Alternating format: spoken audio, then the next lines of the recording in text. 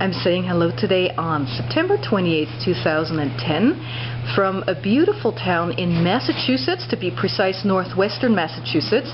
Here with me is Nancy Fitzpatrick. And Nancy has been so kind to dedicate a little bit of her time to actually tell me about some of her tourism ventures and her involvement with architectural preservation. Hi Nancy, nice to meet you. Hi Suzanne. Wonderful, thanks for taking the time. My pleasure. And please tell me, where are we right now? Right now we are sitting in the living room of the Porches Inn in North Adams, Massachusetts. And North Adams is a very typical New England mill town that thrived in the 19th and 20th century, or I should say the first half of the 20th century, due to industry. The textile industry first, and then actually it was printing textiles, and then this factory that went from printing textiles to making capacitors for pre-computer type machinery. And I think that the industry peaked in the 50s and 60s and then waned until it shut down entirely in the 80s. And this city has been reborn through art.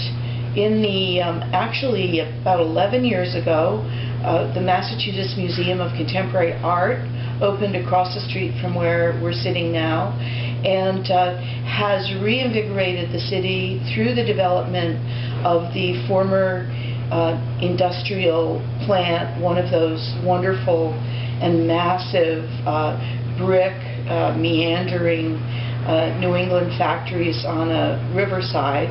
And our inn was originally one of the complexes that housed the workers and their families. And shortly after the museum opened, we identified this complex of buildings as just a possibly perfect for an inn.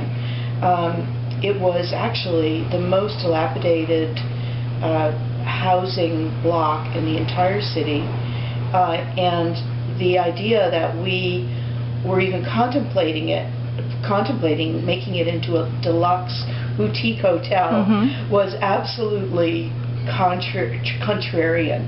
And to everybody's surprise, we've been, for the past 10 years, very busy, successful destination inn. Tell me a little bit, Nancy. You're a successful entrepreneur. When I was reading up on the internet about you, I know you've been involved in many different business ventures, and quite a number of them are in the hospitality and tourism industry. What's your connection with tourism and with architectural preservation and combining them? How did you get to that point?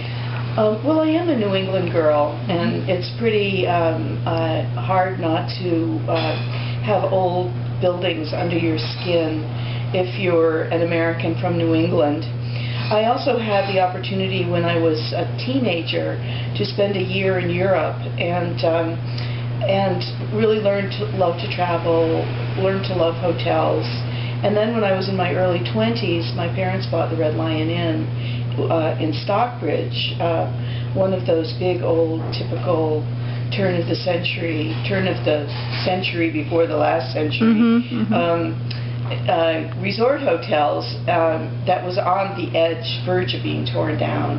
And through the love of that property and through my family's nurturing of that property over the last 40 years, I've become, very committed to historic preservation and to especially fragile things that are fragile and that I feel are endangered.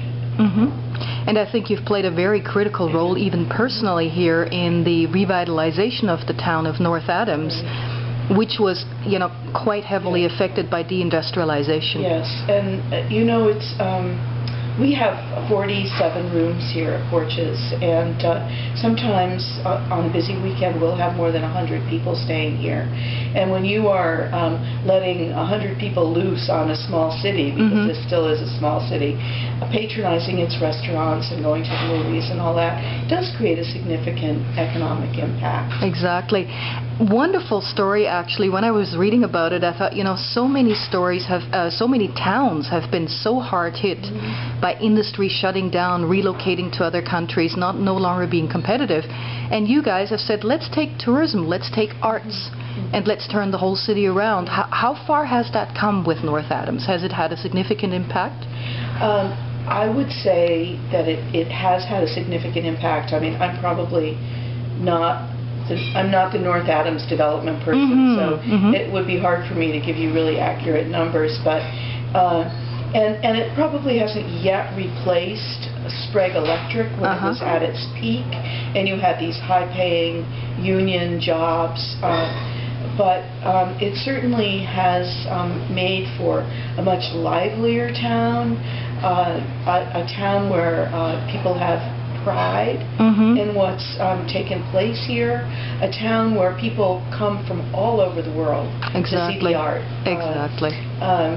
You know, MassMOCA is now, when people come to New England and they're interested in contemporary art, MassMOCA is on their itinerary.